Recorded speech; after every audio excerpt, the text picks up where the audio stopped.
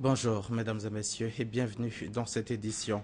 Le président Alassane Ouattara est arrivé à Dakar, la capitale sénégalaise, hier après-midi pour prendre part au 15e sommet de la francophonie qui va s'ouvrir aujourd'hui même, samedi, sous la présidence de Macky Sall, le président de la République du Sénégal. Je rappelle que ce sommet va définir les prochaines orientations de la francophonie. Il va statuer sur l'admission de nouveaux membres et surtout élire le prochain secrétaire général de la francophonie. L'avenir de la Terre, c'est le thème de la quinzaine internationale de la science et des technologies qui s'ouvre le 1er décembre prochain. Organisée par le ministère de l'Enseignement supérieur et de la Recherche scientifique, cette quinzaine internationale sera l'occasion de découvrir le monde des sciences et de rencontrer quelques hommes et femmes qui font la science en Côte d'Ivoire et dans le monde. Franck Quadio et Sephora Zegui nous en donnent ici les enjeux. Ensemble de connaissances acquises par l'étude, la réflexion ou l'expérience, la science est la connaissance approfondie des choses. Le ministère de l'Enseignement supérieur et de la Recherche scientifique veut intégrer donc la notion scientifique dans la pratique sociale. Une quinzaine internationale de la science et des technologies est organisée depuis 2013 à cet effet.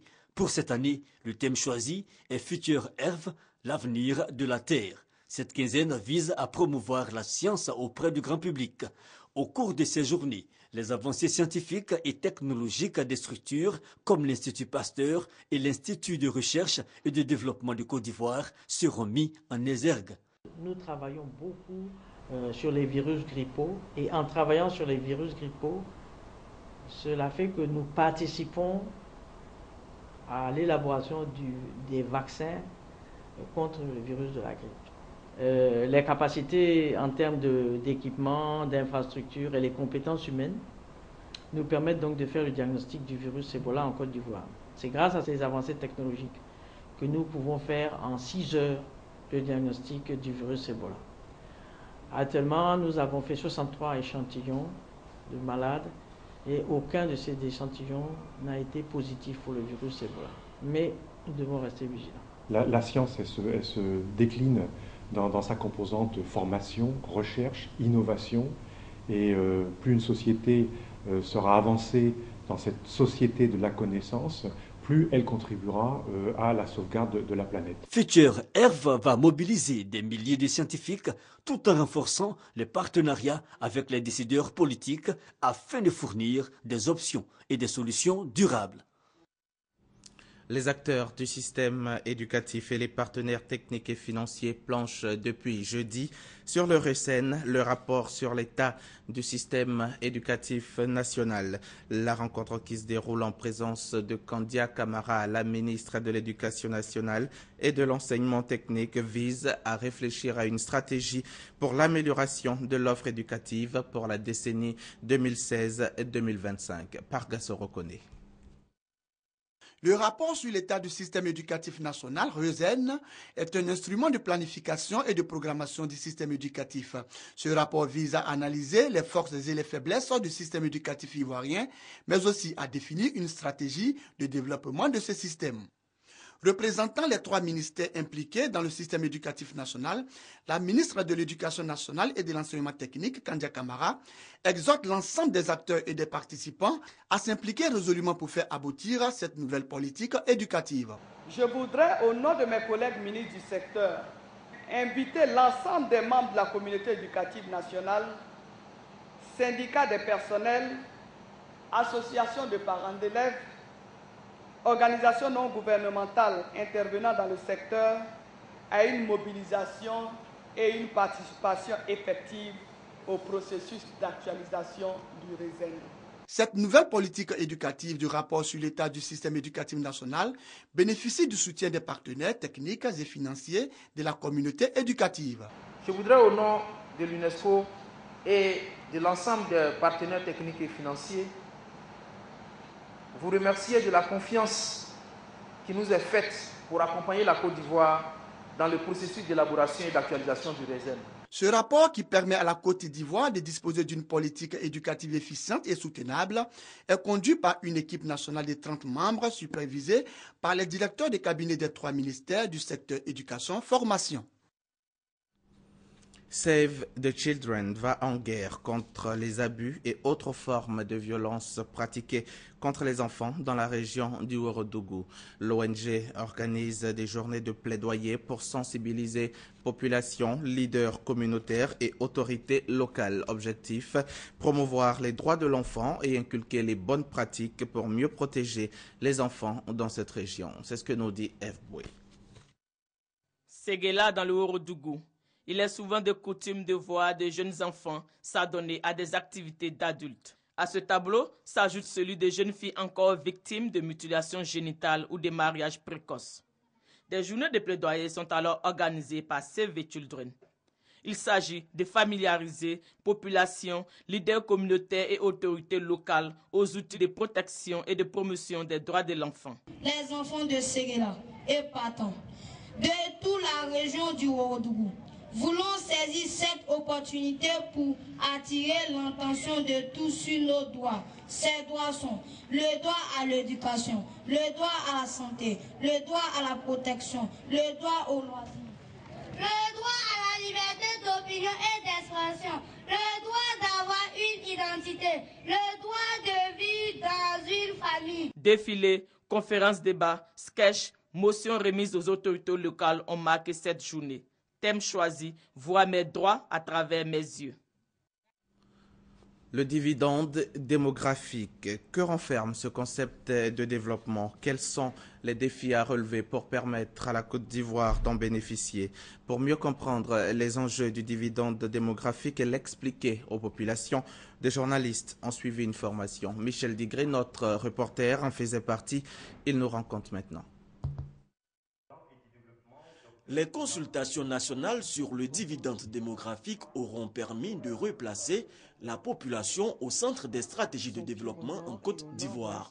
Pour mieux comprendre la notion du dividende démographique, afin de l'expliquer aux populations, les journalistes ont échangé avec des experts nationaux et internationaux. Donc, le dividende démographique, c'est cette opportunité qui est donnée au pays d'accélérer leur croissance démographique lors de la transition démographique. La transition démographique, c'est quoi?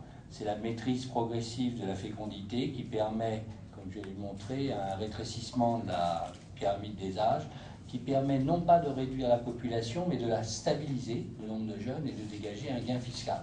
Pour bénéficier du dividende démographique, cela passe par la réussite d'une transition démographique en stabilisant le nombre de naissances. Mais pour y arriver, la Côte d'Ivoire aura sa stratégie adaptée à ces réalités. Nous sommes en Afrique, donc il y a les pesanteurs culturelles. Nous n'allons pas travailler, je dis, à sensibiliser la population comme dans les pays d'Asie. Ils ont pris des décisions drastiques. Ce n'est pas dans ce sens que nous irons. On donnera le choix à chacun de faire le choix qui est bien pour ses enfants. En d'autres termes, il faut faire les enfants selon tes moyens pour pouvoir t'en occuper, pour donner moins de travail à l'État. En Côte d'Ivoire, la fécondité a commencé à décroître dans les années 70. À ce jour, la moyenne est de 5 enfants par femme, un niveau toujours élevé qui ralentit la transition démographique. Hors de nos frontières à présent, la justice sud-africaine a acquitté et libéré hier vendredi, faute de preuves, 15 des 20 ressortissants de la République démocratique du Congo, emprisonnés depuis près de 2 ans en Afrique du Sud, donc accusés de complot visant à assassiner leur président Joseph Kabila.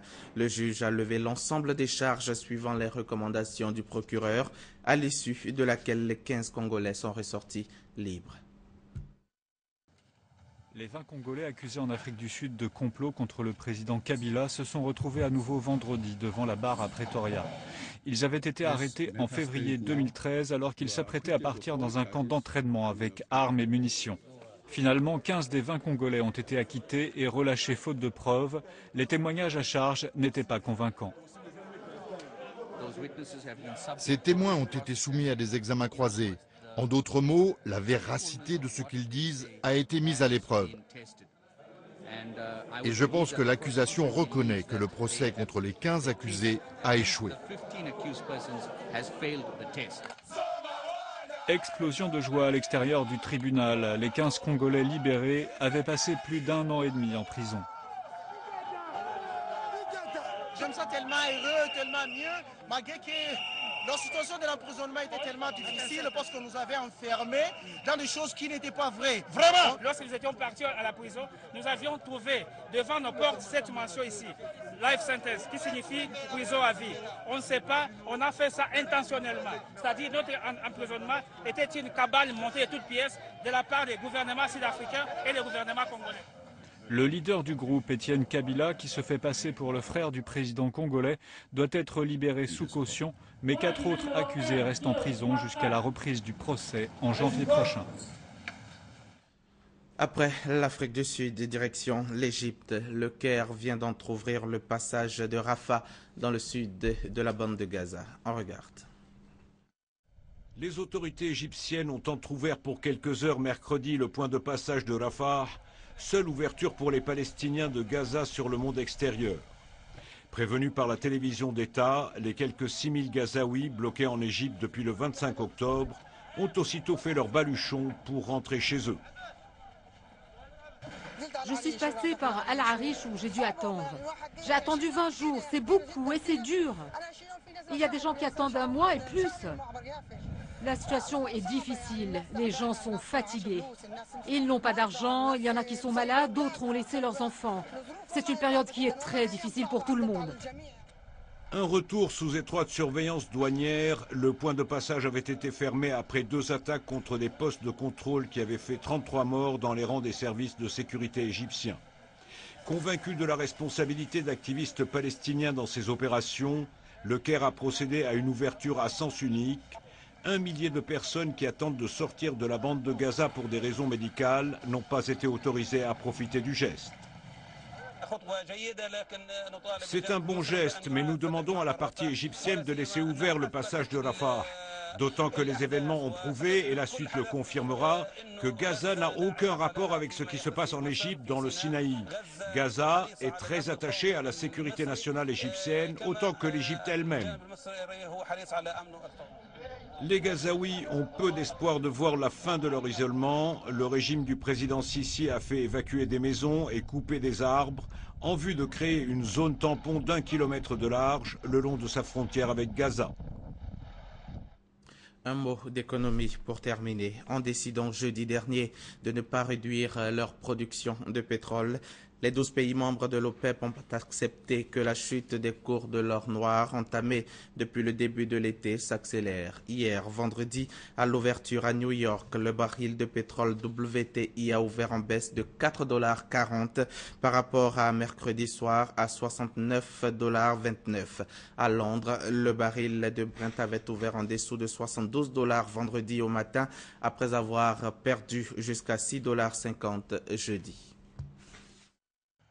L'Organisation des pays exportateurs de pétrole réunie jeudi à Vienne n'a pas réussi à se mettre d'accord sur une réduction de sa production qui aurait pu soutenir les prix du brut. L'Arabie saoudite, le vrai poids lourd de l'OPEP, a refusé de baisser ses quotas. Vendredi, le prix du Brent est tombé à 72 $, son plus bas niveau depuis plus de 4 ans. En juin dernier, il dépassait les 110 $. La récession économique mondiale explique en partie cette chute du prix du pétrole. La conférence a décidé de maintenir son plafond de production de 30 millions de barils par jour pour les 6 prochains mois. L'OPEP ne représente plus que 30% de la production mondiale. Le prix du pétrole n'est plus de notre seule responsabilité. La montée en puissance du pétrole de schiste américain a changé la donne. Les 12 pays de l'OPEP n'arrivent plus à peser de manière décisive sur le prix du pétrole. En dessous de 100 $, la plupart des pays producteurs ont bien du mal à équilibrer leur budget. Cela va poser un gros problème au Venezuela et à l'Iran, qui subventionnent beaucoup les denrées alimentaires et l'essence. Il leur sera difficile d'équilibrer leur budget. Au Venezuela, le président Maduro a déjà annoncé une baisse des salaires des hauts fonctionnaires, mais il affirme qu'il préservera les budgets de la santé et de l'éducation. La Russie est à nouveau dans la tourmente et le rouble a repris sa descente aux enfers. Cette baisse du prix du pétrole est en revanche une bonne nouvelle pour les consommateurs européens qui vont pouvoir bénéficier d'une baisse du coût du chauffage et des transports. Fin de ce journal, à demain 6h30. Bon week-end.